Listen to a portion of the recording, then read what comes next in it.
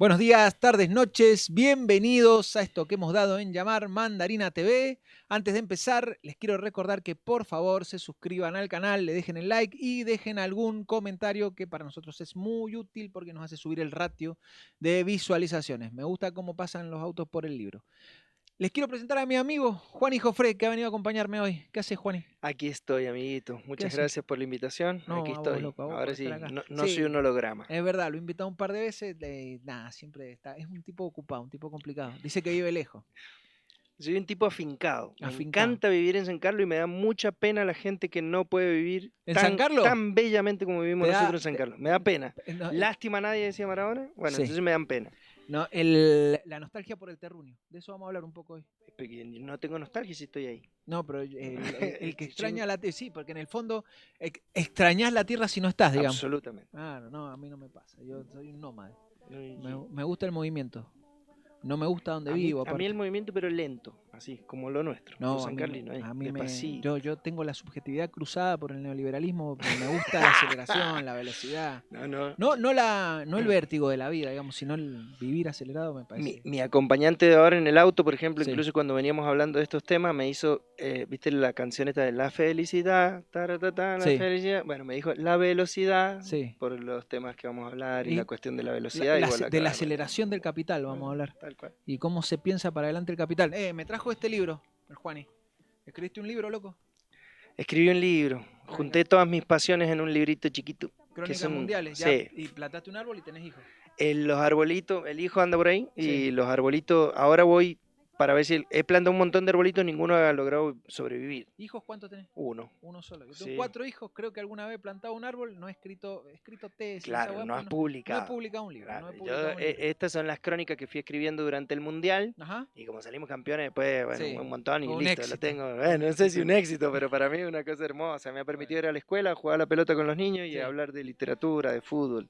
Este fin de semana me di cuenta que no puedo jugar más a la pelota. No me pude parar después. Jugué un rato a la pelota con uno de mis hijos y me dolió muchísimo la rodilla. Yo juego todos los domingos No, y todos los domingos pienso en qué futbolista se perdió. No, yo digo lo mismo. Yo soy una promesa nunca descubierta. Soy una promesa que no me descubrieron, quedé ahí. Bueno, antes de empezar, hoy vamos a hablar un poco de estas cosas, digamos, que tienen que ver con la nostalgia, que tienen que ver con el futuro, con la futurabilidad, con la futurización. Y para eso hemos invitado al autor de este libro extraordinario que se llama Memorias del Futuro, que es el amigo de la casa, Ezequiel Gato. ¿Qué haces, Ezequiel? ¿Cómo andás, loco? ¿Cómo andan? Bien, loco. Todo bien ¿Vos? por acá. Me alegro de estar de nuevo en el programa. A nosotros también, nos alegra poder charlar con vos, más que nada porque el libro, nada, está buenísimo. O sea que hablamos, la última vez que estuvimos en Buenos Aires, me junté con el Fernando Peironi un rato, qué sé yo, y me dijo, este es el libro de Gato, me dijo, este es el libro de Gato. Habló muy bien de tu libro y de vos, obviamente, pero de tu libro habló muy bien, me dijo. Entonces, nada, lo quiero mencionar porque me quedó ahí. Este es el libro que tenía que escribir Gato. Buenísimo, no me lo dijo a mí. De hecho, lo crucé también y estuve en la presentación de su libro, Ajá. que también está buenísimo. Sí, el libro me gustó muchísimo. Sí, pero no me dijo que este era mi libro. Sí. Me alegro de verlo. Sí. Le ha gustado. ¿Y ahora qué hago? Si ya tengo mi libro. Está bueno, ahora el que viene tendrá que ser mejor, loco. ¿Qué le va a hacer? Tendrá que ser el de un nuevo Ezequiel Gato. Tendrá que ser el de un nuevo Ezequiel Gato, digamos. Está muy bien igual ¿no? ¿Qué hace, loco? Charlemos un rato del libro y después charlemos un poco de lo que nos pasa en función de lo que pensamos del futuro. Lo que quieran. Dale. Escúchame. Hay una cosa que me parece bastante interesante, antes de meternos en la idea de la nostalgia, metámonos primero en la idea del futuro y cómo se llega a pensar el futuro desde hoy. Y a mí me gustaría preguntarte, ¿cómo cambia la idea o la noción de futuro o la relación con el tiempo incluso en función de el ingreso del hombre a la modernidad clásica, ¿no? Digo, ¿qué cambio se da? ¿Qué cambio ves vos que se da ahí que hace que el hombre tenga otras imaginaciones en torno al futuro? Bien, bueno, cambian varias cosas, algunas otras se continúan también, pero lo que aparece es una relación con el porvenir mucho más incierta y abierta que la que había tenido lugar, sobre todo en la estructuración. Acá me refiero, digamos, a las sociedades modernas, europeas, fuertemente cruzadas por las religiones judeocristianas, ¿no? Eh, lo que aparece con la modernidad es justamente la crisis de una forma de pensar el fin, que fue la crisis, digamos, del apocalipsis como horizonte del tiempo, de culminación del tiempo, o de un cierto tiempo, que era el tiempo de la vida terrenal y el pasaje a una vida no terrenal, digamos, mediado por la salvación, por el juicio final, etcétera, por esas figuras que le daban al final de los tiempos un pasaje hacia otra cosa que podríamos resumir como la eternidad, ¿no? Es decir, el tiempo donde ya solo hay actualidad, es decir, no hay novedades, hay una repetición en la salvación. Lo que sucede en la modernidad es que esa dimensión es alterada por distintos motivos, económicos, culturales, científicos, eh, la conquista de América que abre todo un paisaje, digamos, antropológico que no estaba contemplado en las religiones judeocristianas, que tuvieron que volver a pensar también esos paradigmas y muchas veces quedar obsoletas, con explicaciones más o menos sensatas. Lo que aparece es la idea de que el futuro el tiempo no tiene un final necesariamente, sobre todo no tiene un final extraterrenal, no tiene un final que venga de afuera, ni de Dios, ni de ningún otro tipo de entidad que pueda darle culminación a ese tiempo. Lo que va a aparecer es la idea de un tiempo más incierto, un tiempo abierto, un tiempo en el cual la agencia humana tiene otro estatuto también, otra capacidad de incidir. Y un poco, digo, como decía lo de las continuidades, porque se van a dar unas relaciones extrañas entre esta crisis digamos, de las concepciones apocalípticas del tiempo y las concepciones modernas, porque ciertas cuestiones apocalípticas, no en el término de catástrofe, sino en el término de salvación, van a perdurar en el pensamiento, en la cultura moderna. Es decir, uno puede rastrear de distintas maneras cómo ciertas imaginaciones de futuro van a seguir apuntaladas en una idea de salvación. Hay algo en el futuro que nos va a salvar. Puede ser el comunismo, puede ser el mercado, puede ser la ilustración, puede ser el progreso científico, distintas cuestiones, pero que aparecían como nuevas promesas más o menos garantizadas de salvación en el porvenir, ¿no? Toda la filosofía de la historia moderna fundamentalmente tiene que ver con eso. Sí. Entonces ahí hay un primer momento donde se da este pasaje. Y la otra cuestión que creo que cambia mucho y que es interesante también, que trabaja tanto Koselleck, que es en quien estoy pensando mientras hablo de esto, y también Margaret Mead, incluso antes de Koselleck, que es la idea de que los saberes y las experiencias acumuladas por las generaciones y su transmisión a las generaciones siguientes bajo la forma de unos mandatos que eran también temporales y prospectivos, es decir, yo te voy a decir lo que vos vas a hacer y lo más probable es que vos seas lo que yo fui, ¿no? Pensando en una vida, no sé, campesina cíclica, donde el hijo era lo que su padre había sido y su padre era lo que su abuelo había sido. Sí, los reyes incluso, digamos, pensémoslo sí, las monarquías, ¿no? Lo que la modernidad trae es una crisis de esa relación entre la experiencia acumulada y lo que va a ser, digamos. Amplía, complejiza el espectro de posibilidades y ya nadie va a ser como la generación anterior fue. Entonces ahí se da una crisis en la relación entre pedagógica, generacional, política, institucional, entre el pasado y el futuro. Y ese también es un fenómeno, digamos, que podríamos llamar moderno. Es esa forma del futuro en el cual la experiencia acumulada, de nuevo, ya no tiene la fuerza para convertirse en una imagen de futuro, y lo que aparece es el futuro como algo que tiene una imagen de algo que no pasó o que directamente no tiene imagen, es decir, el proyecto y lo incierto, aparecen en el lugar de la orientación social. Entonces la orientación social deja de ser ordenada por el pasado para estar ordenada por el futuro. Sí. Entonces yo diría que ahí hay unas novedades más o menos. No, me parece interesante, antes de dejarlo al Juan, digamos, y para hablar del tiempo y después nos metemos en la idea de futuridad, futurización.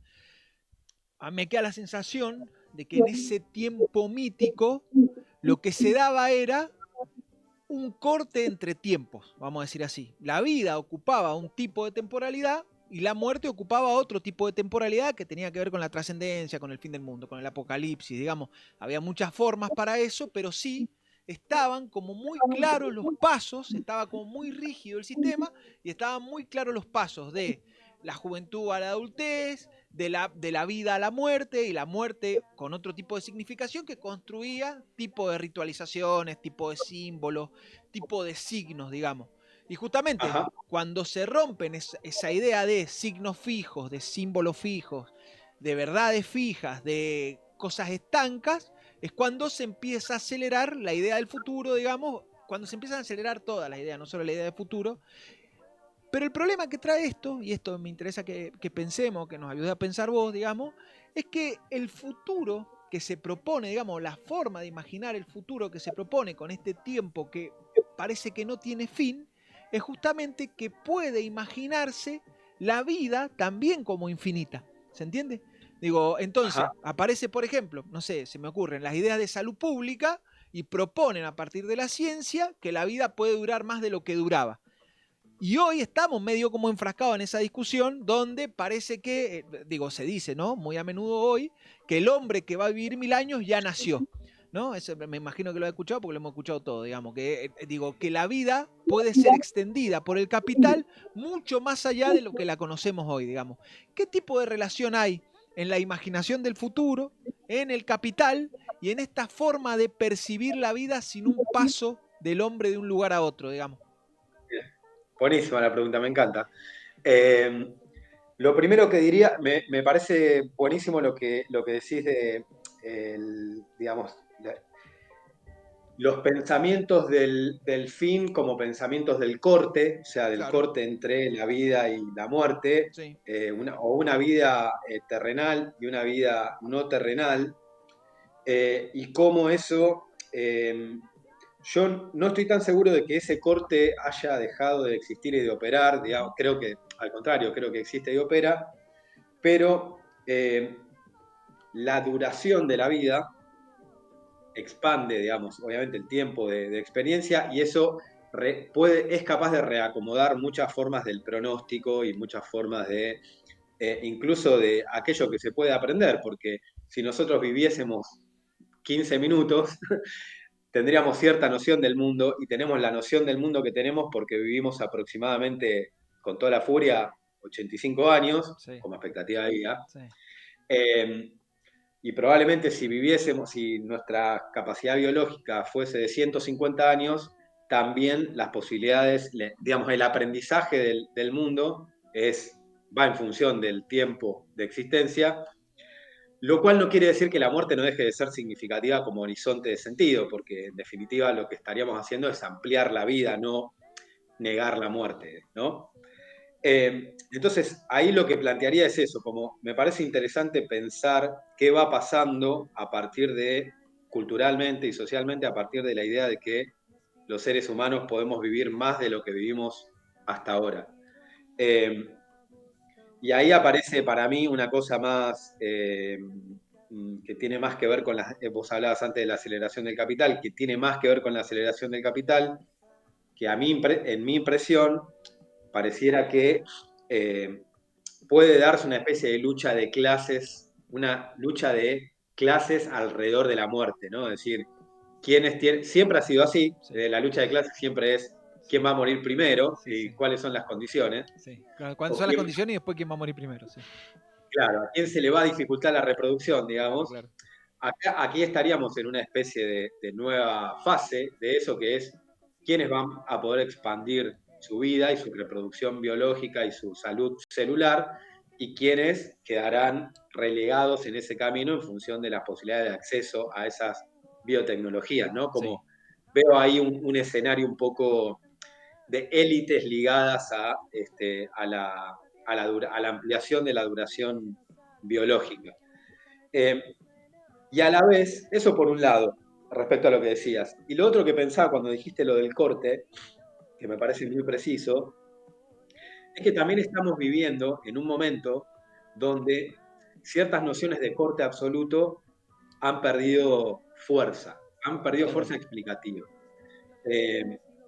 Los límites que la modernidad había establecido en ciertas esferas de la existencia, tipo naturaleza-cultura, real-ficción, sociedad,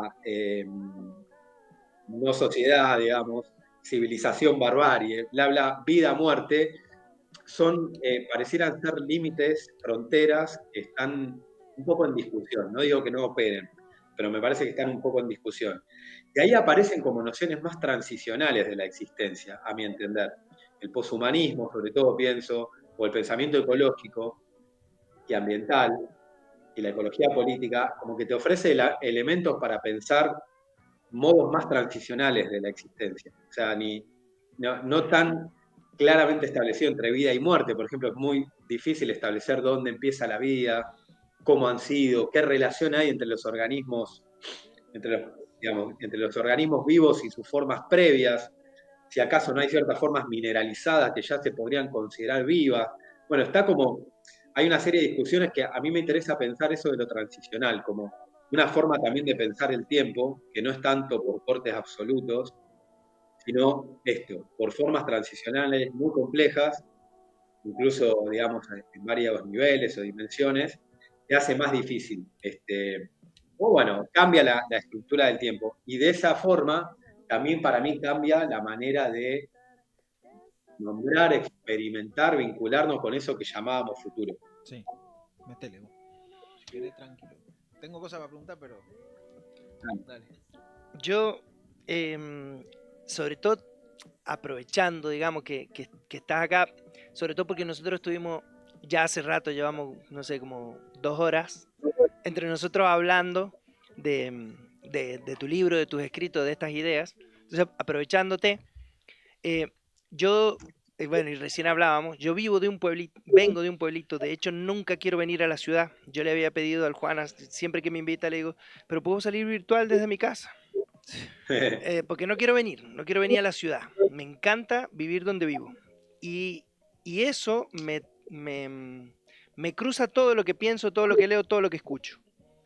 Cuando te leía estos tiempos y estos días y pensando a partir de que el Juan me muestra el libro y me dice, loco, vamos a hablar de esto, eh, de otra gran variable, si se quiere, digo, me encanta, me ha llevado a pensar un montón, me ha llevado a hablar muchas cosas con mi hijo adolescente, hemos intercambiado puntos de vista, muy interesante. Bueno. Sí, buenísimo, muy bueno. Y pensaba en otros aspectos, otras variables, otros factores, digamos.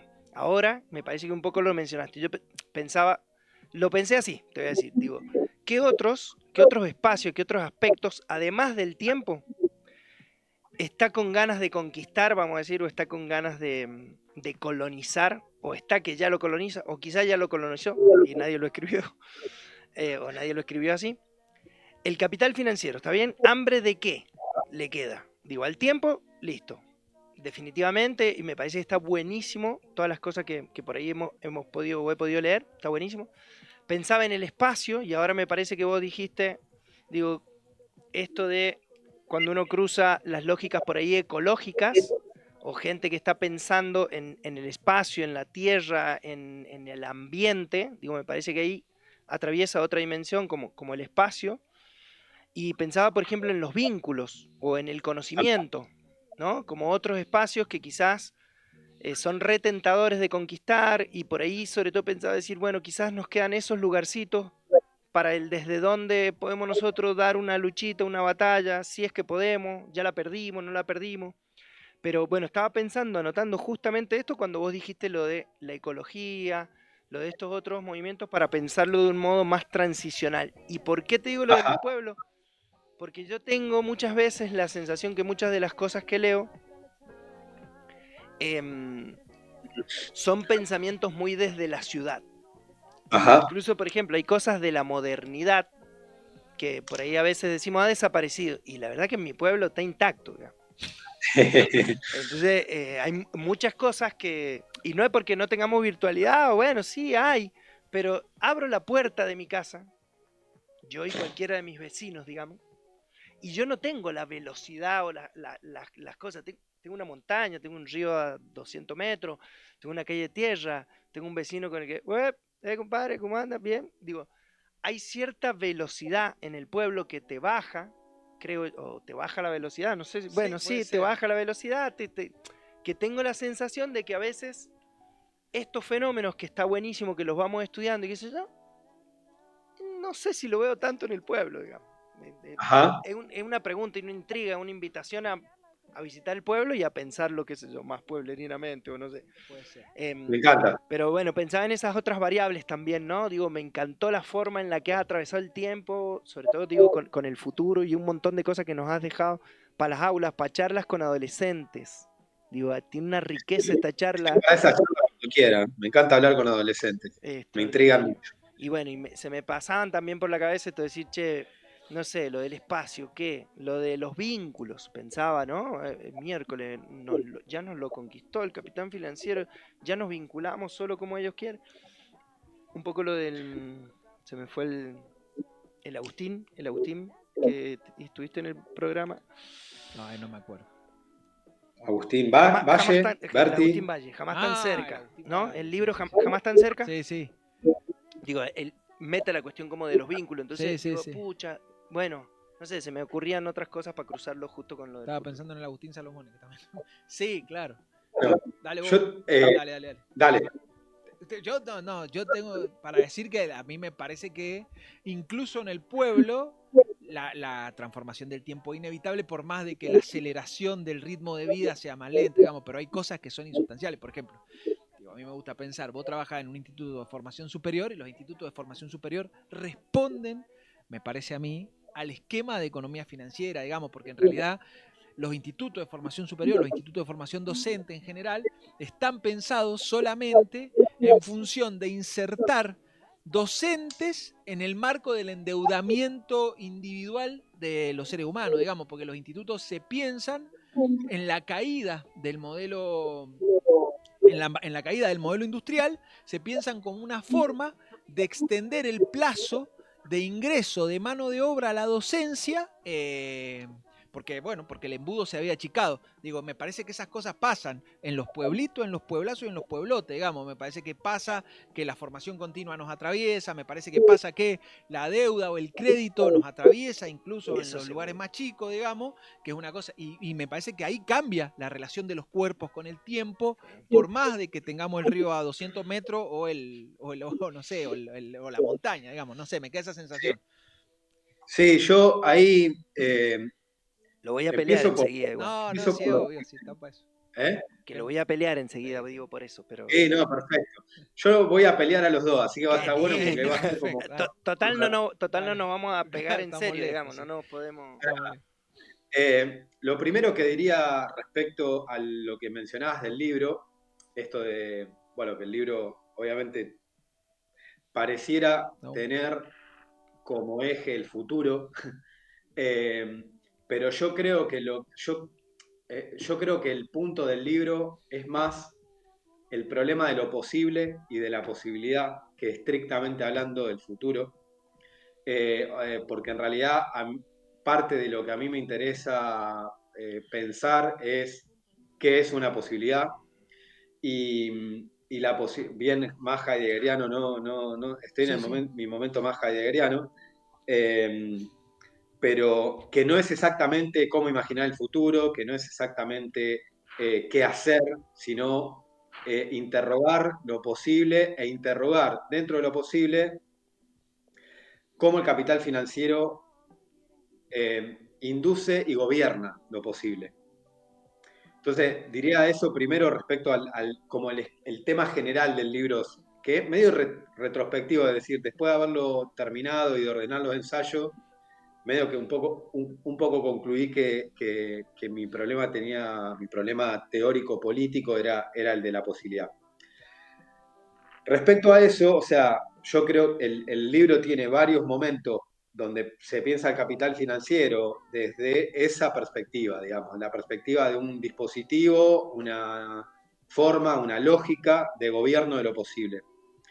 Y en ese gobierno de lo posible entran estos distintos aspectos que vos mencionabas, o sea, el espacio, que puede ser Marte, como puede ser Vaca Muerta, que el ambiente, que es la interdependencia más o menos generalizada de los seres vivos y no vivos, los vínculos entre las personas, incluso por debajo de los vínculos, nuestras materialidades biológicas, las formas no conscientes de conducta, que las redes o que Internet, mejor dicho, no las redes, Internet, también ha vuelto posible capturar o identificar gestos, acciones que van más allá de lo que de nuestras decisiones y que también son parte de lo que está en disputa hoy día.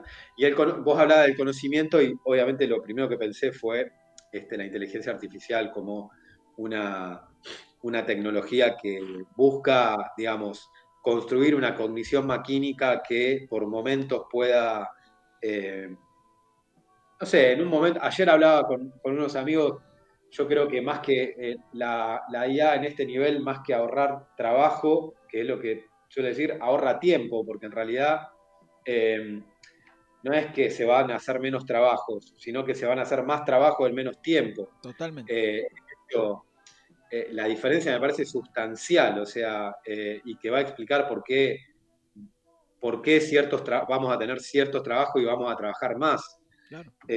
Cada vez que irrumpe una tecnología se habla del ahorro de trabajo y en realidad lo que se baja son no solo los costos de producción, se bajan los costos de producción porque el tiempo se ahorra y después en un mismo segmento de tiempo podés incorporar muchas más acciones, ¿no? Sí, al final Bueno, es un problema de superproducción siempre, digamos. plusvalía relativa, ¿Y sí? capítulo 1000. Y entonces, lo digo, bueno, ahí hay una dimensión de lo que vos planteabas de por qué vienen. Yo ahí lo que diría es que yo tiendo a pensar que las, las sociedades son mucho más que una sola lógica económica, y no por una cosa romántica, digamos, sino porque efectivamente en toda sociedad se dan distintas modalidades de relaciones e intercambios económicos. Algunos pueden predominar o sobredeterminar a los otros, pero nunca hay una sola lógica operante. Entonces, traducido, nunca solo somos una sociedad financiarizada. También hay reciprocidad, también hay relaciones jerárquicas, económicas, hay distintas maneras, relaciones no mercantiles. Entonces me parece que parte de las batallas para mí también tiene que ver con dejar de pensar que nosotros vivimos en una forma unívoca y de una única lógica de acción, porque eso también tiene que ver con la apertura de las posibilidades, como percibir la multiplicidad y la heterogeneidad de las situaciones, también es una manera de entrenarte en la detección de posibilidades. Y para mí eso es fundamental, digamos. Y la última cosa respecto a lo de la ciudad y el, digamos, el urbanocentrismo de mi libro, eh, diría que sí, que es bastante urbanocéntrico.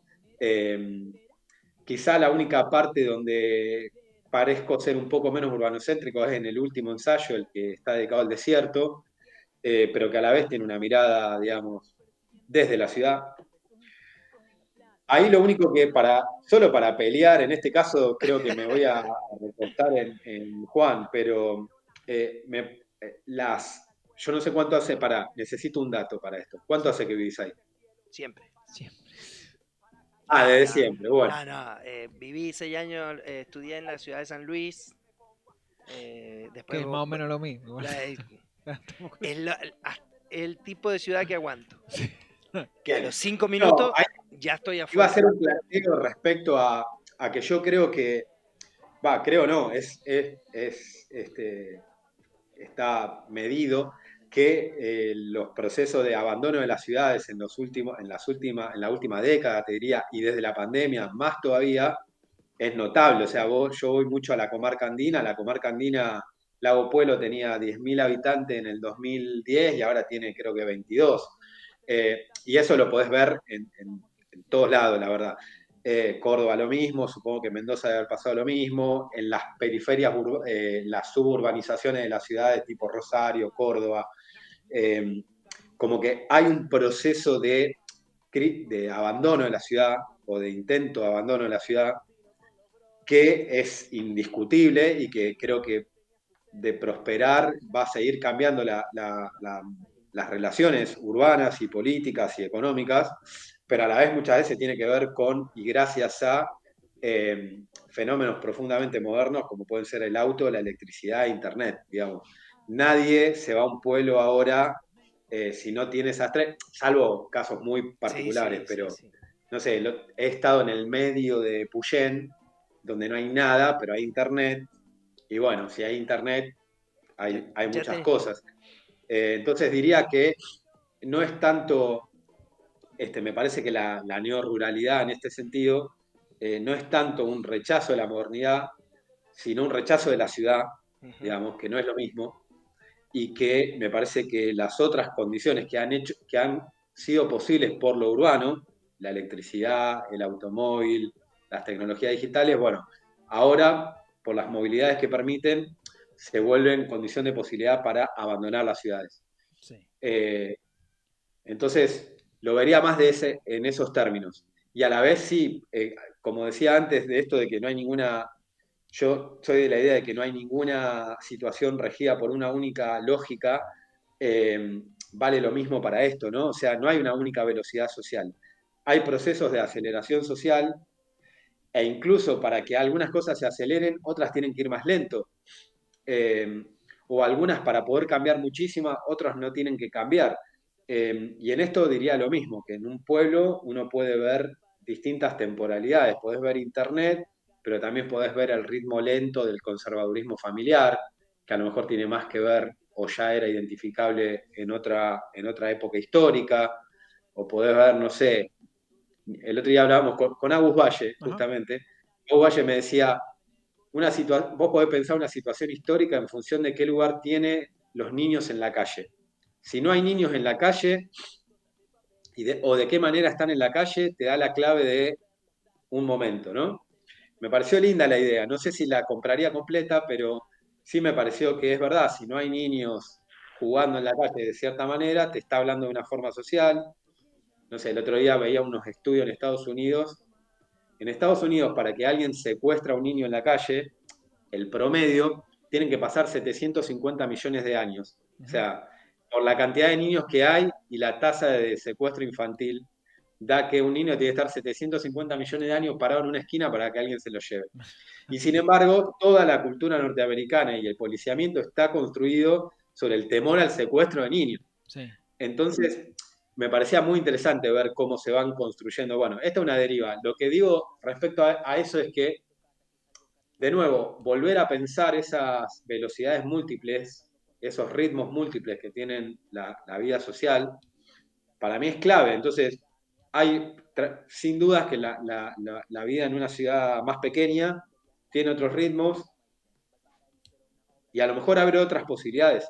Y de hecho, bueno, efectivamente lo hace y quizá ahí encontremos también, y de hecho se está encontrando, ¿no? La neoruralidad, a su modo, es una manera de tratar de resolver ciertas, no sé, sufrimientos producidos por la urbanidad extrema. Sí.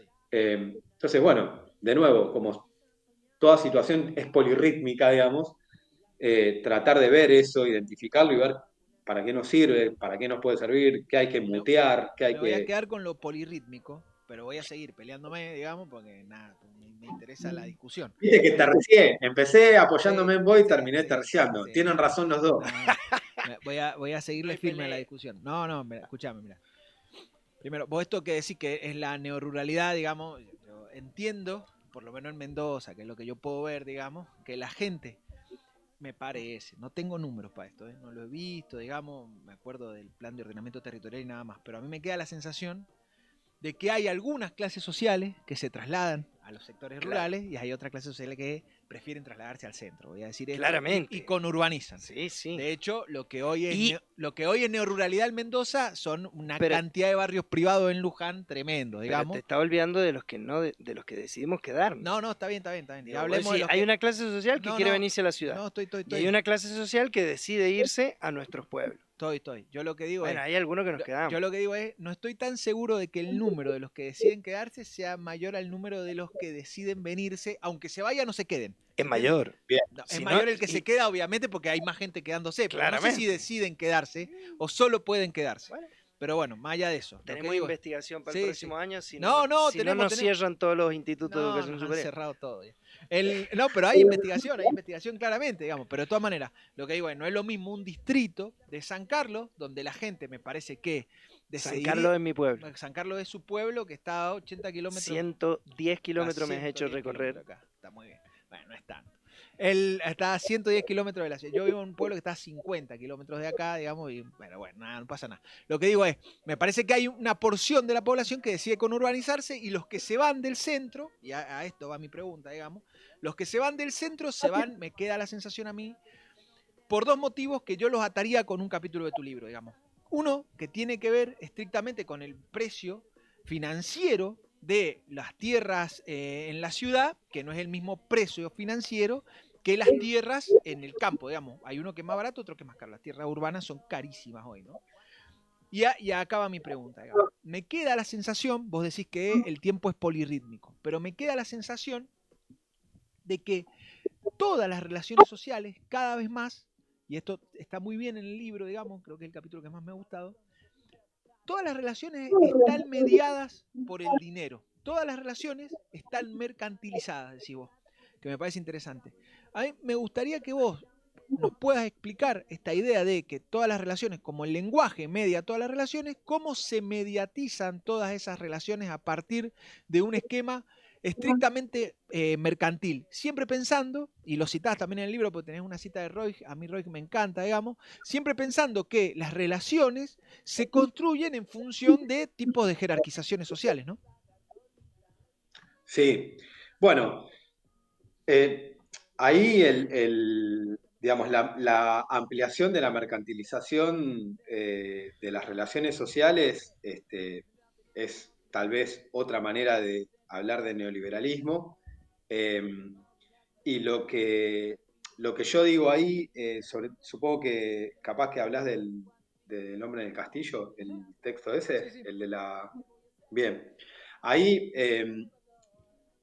Ahí lo que a mí me parece importante es que el dinero, digamos, por distintos motivos, que no la vamos a hacer tan larga acá, pero que tienen que ver con el fin del patrón oro y el paso a un dinero fiduciario que cambia la forma de la emisión, del control de la circulación y que por otro lado se empalma, digamos, con una producción desaforada de deuda norteamericana como manera de organización de los flujos financieros y de capital en el mundo, ha hecho que la relevancia de la moneda y del dinero en las sociedades, obviamente lo que todos vemos y experimentamos, se ha expandido de una forma absoluta. Los procesos de privatización y de la vida social tienen que ver con requieren necesariamente la monetización de esas relaciones. Digamos. No es solamente privatización en el sentido de que un privado se apropia de algo, sino de que un privado pone a circular económicamente eso y para eso requiere inevitablemente del dinero.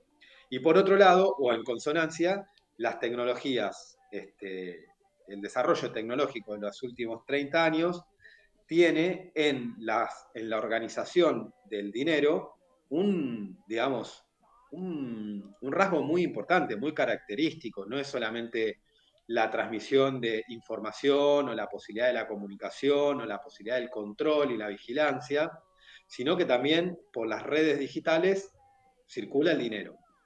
Y probablemente circulan dinero y pornografía, deben ser las dos cosas que más circulan por las redes digitales.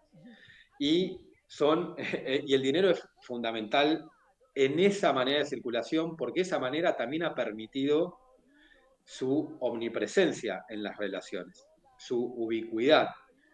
Yo siempre traigo el pequeño ejemplo de, o bien poder desde comprar dólares desde el teléfono, o hacer un plazo fijo desde el baño, o apostar a las 5:30 de la mañana un partido de Bangladesh, son datos etnográficos, pero a la vez hablan de unas tecnologías que 24/7 mantienen al dinero en movimiento y hacen que justamente la posibilidad de monetizar más relaciones se haya hecho cada vez más amplia. Lo mismo las plataformas, o sea Uber, o sea, no sé, Airbnb. Uber, ¿qué hace? Bueno, básicamente un montón de tiempo que el auto estaba quieto o que, no sé, se lo prestabas a X para que lo use, ahora es un tiempo monetizable porque esa plataforma junta dos cosas a través de esa mediación que tiene que ver con el dinero. Airbnb, lo mismo, vos alquilás la almohada que no usás el sábado y el domingo. Bueno, estas plataformas son la producción de relaciones de mercado en zonas donde hasta hace relativamente poco tiempo no estaba tan presente. Es decir, cualquier casa es un hotel, cualquier auto es un taxi, cualquier objeto, cualquier medio de producción es capaz de monetizar algo, digamos. Sí. Para vos, para otro. Sí. Entonces, me parece que eso es fundamental y que, por cosas ahí que venimos también investigando, las tecnologías de las finanzas, en el sentido más amplio, no solo la especulación financiera, sino la estructuración de flujos monetarios digitales, eh, apunta a, digamos, yo digo ahí en ese texto un poco provocadoramente, que apunta a confundirse con lo posible. Es decir, y con lo posible y con lo real. El dinero como si fuese el empardar cualquier átomo de existencia monetariamente. Entonces, y eso me parece que es un gran rasgo y que, por supuesto, se expresa subjetivamente en subjetividades cada vez más financiarizadas, cada vez más monetizadas, que piensan cada vez más las relaciones en términos de dinero, de ganancia, de pérdida, de acceso, de imposibilidad del acceso en términos monetarios, de una manera que tiene que ver con la lógica del capital, es decir, acá no hay nada nuevo en la operación lógica, en la operación, digamos, del capital, pero sí en la ampliación, en la escala, que es macro y micro, que puede ser casi cuántica y que puede coincidir con Marte, o sea, como el campo, el espectro de lo monetizable Sí. se expandió de una manera increíble. Y, y- Sí, y no, me dale. parece, bueno, eso. No, está Y a la vez, radicalizada, digamos, ¿no? última cosita. Te digo una última Dale. cosita, porque no me quiero quedar con esto. En un momento, al principio de la charla decían lo de la aceleración. Eh, o sea, a mí también me interesa ir siguiendo a Land en la idea, no en todo lo otro que Sí, me obvio. parece aborrecible. Pero la idea de que el capital tiene una forma de especular con el tiempo o especular en el tiempo, que es siempre estar buscando la virtual ganancia por venir. Esa es la imaginación de futuro del capital, digamos, la virtualización de lo monetario en el porvenir. Es muy cierta, digamos, es muy cierta y tiene un efecto muy fuerte en el resto de la estructura social, ese modo fundamental del capital de estar siempre adelante de sí mismo, porque el capital, por definición, no es solo lo que hay, sino la inversión y el retorno posible. Entonces siempre está como si te mira desde el punto de vista del retorno, el capital. Y esa cuestión, esa forma de relacionarse con lo virtual, de incluso de virtualizarse, si la conectás con la otra forma de lo virtual, que son las tecnologías digitales, ahí tenés como una especie de bola virtual tecnofinanciera, que es en una gran parte, el mundo en el que vivimos. Siempre digo que no es solamente eso, pero que vayas y pone condiciones. No, tremendas condiciones. Yo creo que la gran parte, yo diría que es casi todo el mundo que vivimos, digamos, queda muy poco por afuera de eso. De todas maneras, hay cosas, digo, a mí me gusta pensarlo en términos epistemológicos, digamos, a mí me parece que el capital o la finanza, digo, se dan solo en este mundo, digamos que este mundo de modernidad ultra racionalizada, digo, porque al final pensar en que se puede estar cada vez mejor tiene un poco que ver con esto, digamos, el mundo previo era ese mundo de la quietud y en este mundo hay como una lógica en el avance y el avance tiene que ver solamente con estar mejor y lo que se encuentra para estar cada vez mejor, me queda la sensación, es ese tipo de relaciones financiarizadas o relaciones con el dinero. Vos decís algo muy Sí, interesante en el libro, y ya lo dejo al Juan, digamos, que es cómo surge el dinero, digamos, porque hay como un mito grande en la historiografía en general de que el dinero surge, hasta Marx y los Grundice, me parece que todo el mundo decía que el dinero surge principalmente para mediar un tipo de relación social porque facilita el intercambio, básicamente, ¿no? Digo, y vos tenés otra mirada, no es, digo, voy a ser justo, digamos, no es exclusivamente tuya la mirada, pero la verdad que es muy interesante, digamos. te Eh, apoyo, ¿no? claro, claro, sí, totalmente.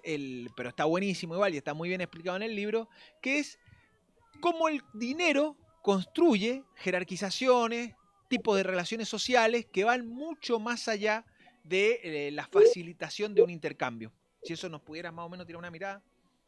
Sí. Bueno, esto lo resumo rápido, pero hay como dos grandes explicaciones históricas del origen del dinero, cómo surge el dinero. La primera es desde, digamos, de la relación de intercambio, del trueque. El dinero sería una especie de simplificación, optimización de lo que ya está en el trueque, porque lo que plantean ciertos autores, sobre todo en la primera modernidad, es que cuando yo tengo, no sé, unas vacas y vos tenés unas Sí, sí, sí. manzanas, pero yo no necesito manzanas, bueno, yo te doy las vacas, vos me das algo que vale la promesa de un intercambio futuro o de un intercambio con otros, ¿no? Si yo no necesito tus manzanas, pero necesito esas maderas y vos me das un símbolo que me permite intercambiar ese símbolo por esas maderas, lo que estamos haciendo es salir de lo que el problema de la coincidencia de las necesidades, ¿no? Como que todas las necesidades en el trueque deberían ser sincrónicas y el dinero lo que hace es darle cauce a la no coincidencia de esas necesidades. Esa es como una teoría. Y que haría que nace del intercambio. La otra teoría es la que nace digamos, que el dinero tiene más que ver con un dispositivo político, económico, más que simplemente la identificación de una mercancía como equivalente general, y ese dinero es un dinero que nace no del intercambio, sino de instituciones del Estado que dota, por diferentes motivos, dota de un símbolo a unas relaciones a las cuales mercantiliza a partir de ese símbolo. ¿Por qué? Porque el Estado comienza a recaudar impuestos, entonces vos tenés un origen mercantil, el trueque, o un origen tributario, el Estado, como las dos macro explicaciones históricas del dinero. Marx a veces cae en la teoría, digamos, mercantil del dinero, a veces bastante seguido, digamos, pero a la vez aporta algo en los Grundrisse y después en el Capital, que es que la aparición de ese dinero no es solamente una lubricación del intercambio, sino que parte en dos momentos, lo que en el trueque se daba en uno solo, que era tomá, tomá. Lo que hace el dinero es tomá y yo me quedo con esto. Y eso es como una especie de tiempo diferido Claro. con el que te quedas. Sí, sí. Y lo que él dice es, esa posibilidad de diferir el tiempo, que propicia, diferir, perdón, el intercambio, que propicia el dinero, es la base de la acumulación. O sea, yo puedo acumular algo porque se rompió el tiempo que en el trueque se daba, digamos, instantáneamente la Instantáneo, sí. acumulación.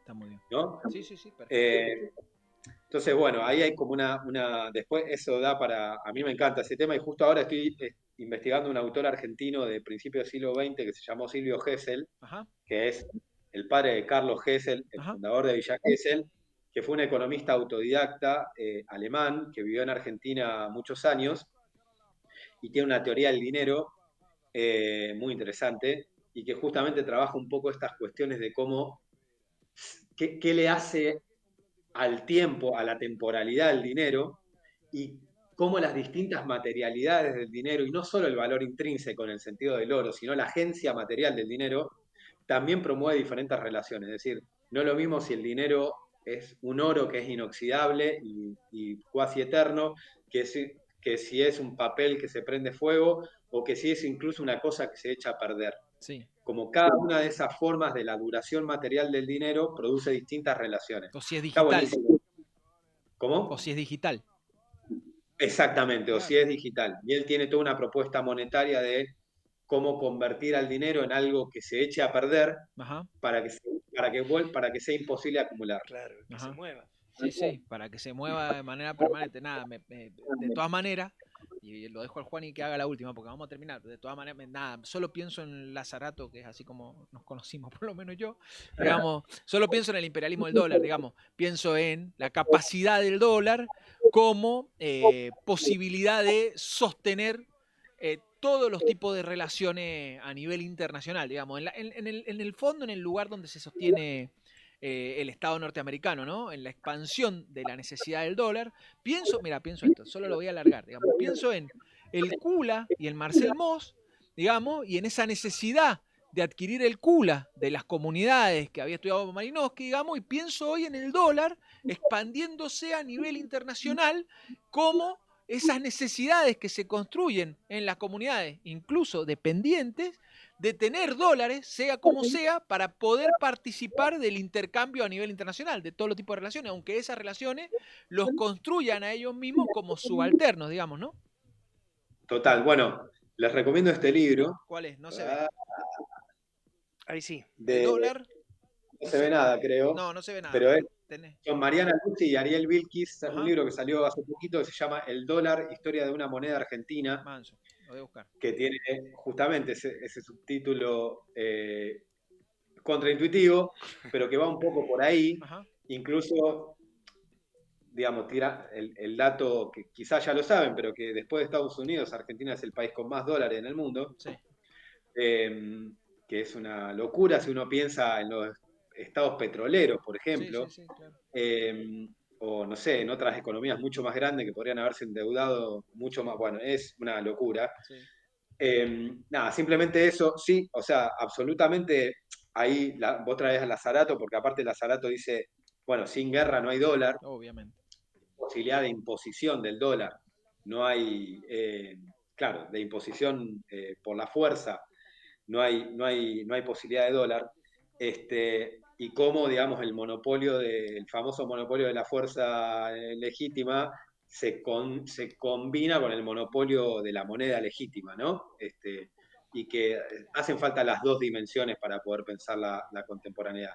A mi entender, no alcanza a compensar solo la guerra como la única explicación del uso del dólar, porque es necesario pensar en que la moneda tiene unas operaciones propias que no se agotan simplemente en la dimensión de la amenaza y la fuerza física, que también hacen a la estabilización de la dominación. Ajá, que tendrían que ver Este, con el deseo, ponele. totalmente, con el deseo, fuertemente con el deseo, con las maneras en que se desea una economía de mercado Ujú, también, ujú, se avanza en una economía de mercado, ujú. y cómo a veces el horizonte de la guerra queda, digamos, muy difuminado y así todo, o de la amenaza, y así todas las economías o las sociedades siguen operando, digamos. Sí, sí. Sí, a mí Entonces, me parece uno que tiene hay una algo de eso en la idea de guerra fractal, digamos. Me parece que pueda entrar a cualquier lugar la guerra. Pero métele vos, loco. Sí, Vamos chao. cerrando. Vos no hablas más. Dale, que me quedo callado. Dale. Mira, una cosa que me quedó eh, como pueblerino y más lento, Sí, dale, me dale. quedé en lo del espacio, incluso como una cosa, decir, hace 3 días paso, bueno, hay una partecita, un lugar nuestro donde han ido muchos, esto, digamos, la neoruralidad. Mucha gente de la ciudad que ha comprado cerquita del río, una cosa extraordinaria. Pero también hay familias que han vivido ahí años, muchos, e incluso también familias de plata, pero de nuestro lugar.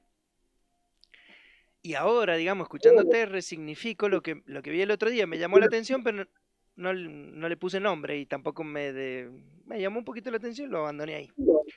Las familias que viven hace un montón en ese mismo lugar, al lado del río, tienen la misma vista por la que ahora han ido un montón de gente de la ciudad a pagar, no mucho, es verdad, gratis, bueno, o barato. Las familias que llevan 70, 80 años viviendo ahí, familias de plata, tienen una gran casa desde siempre y a su alrededor mucho espacio. Y los nuevos, mucha gente fue y compró para vivir igual. Compró, hizo una casita y tenía mucho espacio. Y ahora lo que a mí me llamó la atención, porque eso ya tiene 10, 15 años, es que pasé el otro día, hacía mucho que no pasaba, y los nuevos, los que se habían ido de la ciudad, digo, mi sensación de que se llevan de la ciudad, por más que cambien de espacio, ya ese gran espacio se habían ido a vivir a una casita con mucho espacio alrededor, ¿verdad? Bueno, ya ese espacio ya le metieron una cabañita para alquilar, y esto de que se llevan, ya le metieron una piletita también precoz, ya le metieron allá otra, ya agrandaron, digo, me da la sensación de que llevan otra velocidad, se la llevan a vivir allá, Sí, se van sí, con todo, digo, se sí, mudan a la neoruralidad, pero se llevan toda esta cuestión. sí. Eso, Sí, nada, eso te lo quería comentar, pero no quiero perfecto. digo, porque vos No, igual planteaste podemos esto decir de, algo de eso. bueno, pero te quiero hacer como porque a mí lo político, digamos, cuando leía esto, leía tu artículo sobre Elon Musk, me parece un artículo escrito hace un tiempo, eh, Sí. digo, hay como toda una cuestión de lo político muy de fondo siempre, y vos dijiste, la verdad que lo que quiero es como pensar sobre la posibilidad. Y entonces digo, bueno, la definición de Aristóteles histórica o clásica, si la política, el arte de lo posible. Cuando hablamos de discutir, disputar, esto de la posibilidad, o decir, mi Memorias del Futuro debería haberse llamado Pensemos la posibilidad, recuperemos la posibilidad, o no sé, digo que claramente podrá ser el próximo libro, que también empezamos hablando de eso, bueno, acá tenemos próximo libro. ¿Es la política? ¿Es la política el camino? ¿Es la política el medio que tenemos para pensar otras posibilidades, para inventar otras posibilidades, para construirlas, para sostenerlas? ¿Es la política? Bueno, buenísimo. Eh, una cosita que digo de lo primero, porque me gusta el ejemplo que trajiste de los migrantes recientes. Ahí hay una cosa que tiene que ver con, digamos, cuando uno habla de subjetividad emprendedora y que está muy idealizada o heroicizada, pero en definitiva es la estructuración, para mí, o sea, la estructuración de una percepción en la cual vos ves oportunidad de negocio en cualquier lado. Sí, de O hecho sea, te un cuestionan emprendedor es, si vos, ¿qué estás haciendo que no monetizás eso? Así o sea, todo tenés que la andar lógica monetizando. financiera, esto que decíamos antes de Land, opera en todos los niveles, no solamente en BlackRock, digamos. ¿Y qué hace? Hace que si algo no está ganando dinero, está perdiendo dinero. Es como Franklin, es como el comienzo de la ética protestante, digamos. Si vos te gastaste los 5 peniques en lugar de invertirlo o prestarlo con interés, no gastaste solamente 5, sino todo lo que esos 5 peniques te hubiesen generado, ¿no?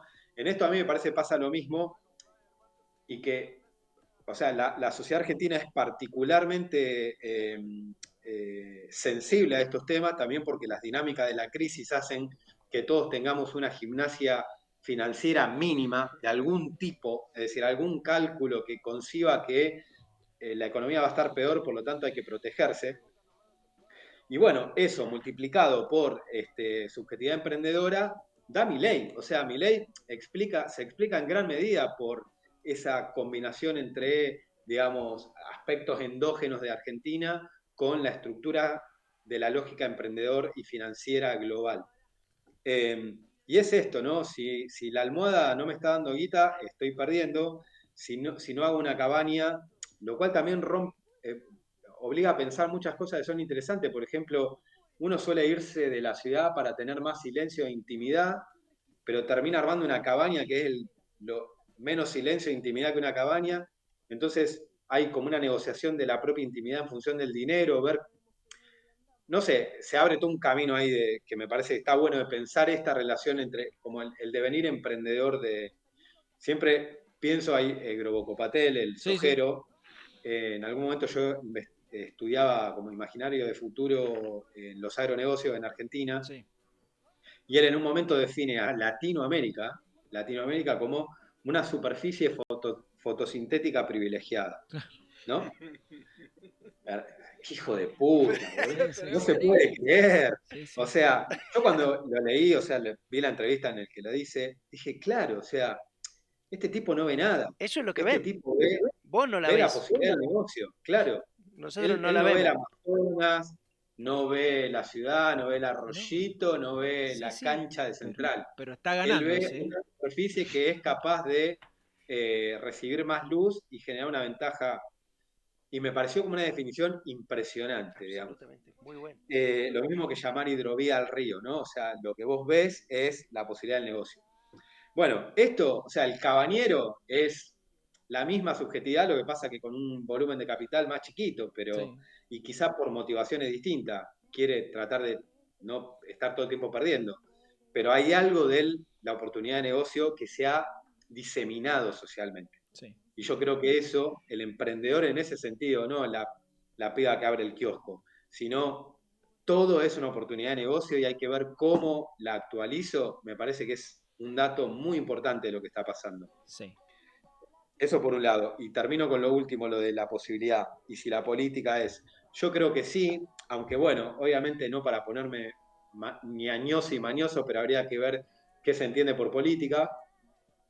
Creo que ciertas institucionalidades están muy en crisis, ciertas formas de organización están muy en crisis, ciertas separaciones entre lo político y lo económico, el elogio de la autonomía de lo político, o simplemente la regulación de la economía, me parece que también son formas que está como a la luz, que no funcionan, que no van, que no producen posibilidades nuevas.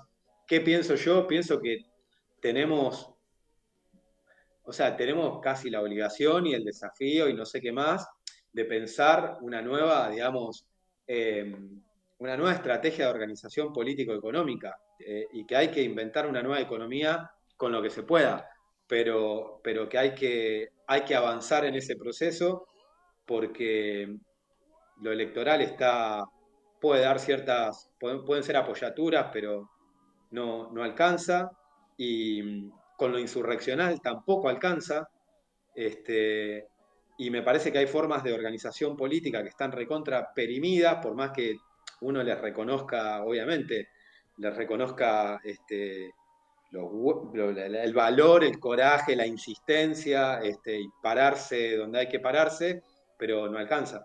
Este, y necesitamos para mí una imaginación más, no una imaginación, hay muchas imágenes, una composición organizacional de cosas que yo creo que puede ser un trabajo mucho más lento, más invisible, menos heroico, pero que si queremos tratar de armar formas de vida un poco menos nocivas y más justas, hay que ir por ahí. Y bueno, eso te diría. O sea, la política sí, pero ¿qué política y qué institucionalidades armar a partir de esto, ¿no? ¿Y qué hacer? Termino con esto, ahora, perdón, me se ve, pero Dale, dale, dale. esta idea de lo posible también me parece importante. Yo hincho las pelotas con el tema de lo postutópico porque yo entiendo que ciertas formas se habla mucho de necesitamos un proyecto de país, necesitamos un modelo, necesitamos una imagen. Y yo creo que no necesitamos tanto eso, porque esas son como formas un poco compensatorias de, bueno, si llegamos ahí, ya está, listo. Esto es lo que necesitamos, tenemos que ir ahí. Y mi pregunta es justamente, ¿qué pasa con todas las otras posibilidades que aparecen y que quedan o descartadas o invisibilizadas y que nos podrían dar clave de justicia también? Ujú. Entonces me parece que las instituciones, y en este sentido me refiero a las organizaciones políticas, los movimientos, lo que sea, las instituciones también públicas, tienen que tener una relación con lo posible más creativa, Sí. digamos, Más abierta. más, más inventiva, menos reactiva. Ujú. Y no sé, es mi apuesta, ¿no? Yo le aposté a esto y estoy viendo qué pasa. Sí. Pero creo que hay algo ahí que por ahí se discute poco en nombre de la realpolitik o en nombre de las imágenes fuertes, viriles y porongueras, que bueno, que también eso, pueden tener momentos productivos, pero también tienen sus límites y el mundo sigue. Después de esa imagen, el mundo sigue y hay que pensar en lo que sigue. No, No, el problema es que si no pensamos, no tenemos imaginaciones distintas sobre el futuro, no construimos institucionalidades nuevas, distintas sobre lo que pensamos el futuro, lo construye el capital, sin Claro. problema, digamos. No De estamos, hecho, lo viene construyendo, ¿no? no, nosotros no hacemos nuestra parte en la Claro, batalla. sí, Que de sí. última la ni batalla la hablar. podés perder, pero jugala, No, intentala. que a no mí, hay a mí, a futuro. mí, Ellos la juegan. a mí me parece, antes que me echen de Ni acá, hablar. digamos, pero a mí me parece que hay algo ahí en la política que tiene un problemón, digamos, porque la política está muy concentrada como en dos ideas, digamos. Hay una idea de solemnidad en el pasado, de volver, qué sé yo, y otra en resistir. Son todas, me gusta decir a mí, ideas de la impotencia, digamos. No somos capaces de pensar desde hoy lo que viene, digamos, desde adentro y hacia adelante, como diría Guattari, digamos, pensar con lo que hay, no podemos pensar en ideas restitutivas todo el tiempo, de volver a la familia nuclear, porque lo piensan ellos, de hecho, ¿no?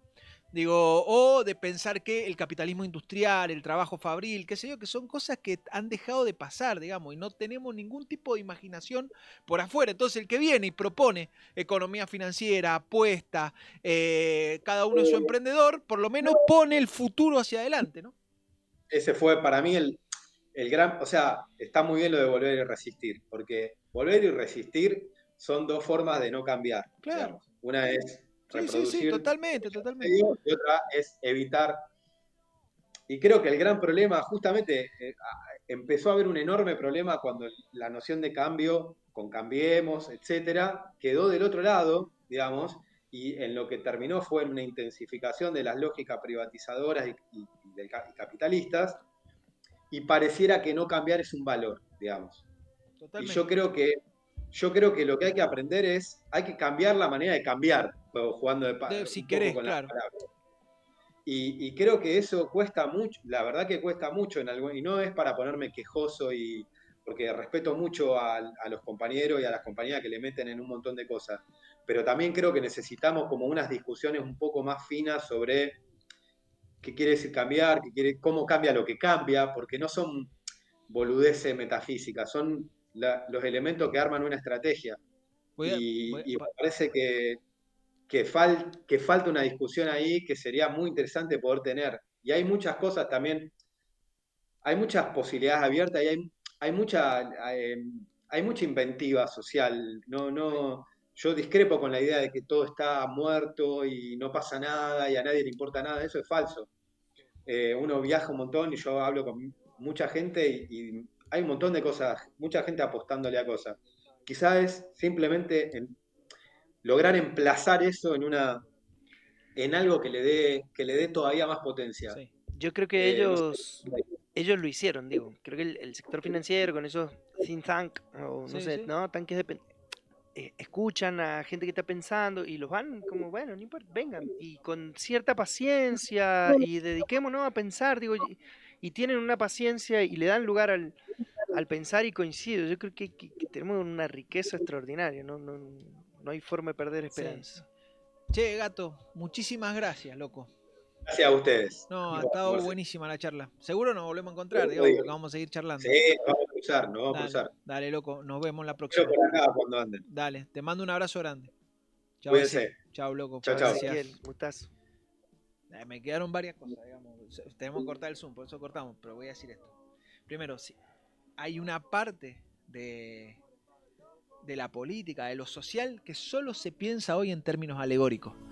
Y a mí eso me da muchísimo miedo. Entonces, nada, sacan la foto de Perón como sacaban la foto de Lenin los comunistas en los años 70. Digamos, tenemos un quilombón ahí. Tenemos un quilombón. Se ha transformado en un movimiento alegórico, totalmente alegórico, digamos, ¿no? Digo, y el futuro y la cosa, es que si no tiene que ver con cartar la marcha, sí o no, digamos. Pero bueno, nada, una alegoría pura. Y tratamos de atraer la alegoría, y eso vos te vas a dar cuenta que sos un bicho de esto. Atrae la alegoría, tratamos de sostener 20 puntos, 10 puntos, 12 puntos, que cada vez menos, digamos, si no salimos de lo alegórico, estamos muertos. Sí. Y después voy a decir esto que... Le sostenemos la beca a un par. Sí, sí. Después voy a decir esto, me gusta lo de los sostenemos la beca, compadre. Después te voy a decir esto que en función de esto que vos decías de... Es que no puede haber discusión, o sea, por naturaleza la discusión política es discusión del futuro. siempre. Está bien que pongamos algunos elementos del pasado, está bien, porque reflejan cómo cierta queremos que sea el identidad y futuro, está bien, pero necesitamos discutir para adelante, Sí, que sí, creo que es lo que... de donde no pensar, estamos. como diría el amigo Gato, tipos de futurizaciones distintas. Sí, señor.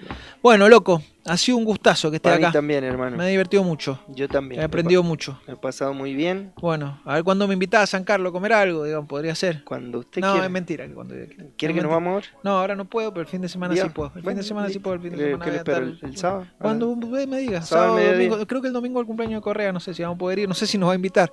No sé si vamos a poder ir. Pero Ya no van. Antes iba a San Carlos a hacer el cumpleaños. Claro. No, bueno, puede ser el fin de semana. Pero avísame el fin de semana. Invítame a comer algún chivo o algo. Mira, cobro el jueves. Listo, Primer fin de perfecto. semana te El puedo que invitar hay a que comer. plata. Listo. Entonces Al te próximo voy a- vemos. En el próximo nos vamos a ver en... No, hay uno... ¿Un qué? No, yo tengo una cosa de los 4 y ahora está enojado con los I. No, no estoy enojado. Te estoy jodido. No estoy enojado. Creo que los han destruido, nada más. Bueno, sí, claramente. Claro. Eso. Bueno, habrá que inventar cosas nuevas. Sí, ¿Qué hacemos con los I? Listo, está. Me están diciendo que chao, cierre por sí, cualquier ok. cosa. Loco, Loco, la Belén nah, Álvarez. un saludo a la Belén que está ahí atrás, para el programa que sigue. Loco, muchísimas gracias por estar. Suscríbanse al canal, déjenle like, déjenle me gusta, dejen un comentario. Les mando un beso grande. Nos vemos en Mandarina la semana que viene. Adiós. Que la mano me soltaste, donde quedó el placer de acompañarme. La tierra que cubre hoy marcará mis pasos hacia adelante. Quiero sentir mi sangre. Yo cuidaré mi parte, o lo poco que me queda. Amanece más brillante esta vez.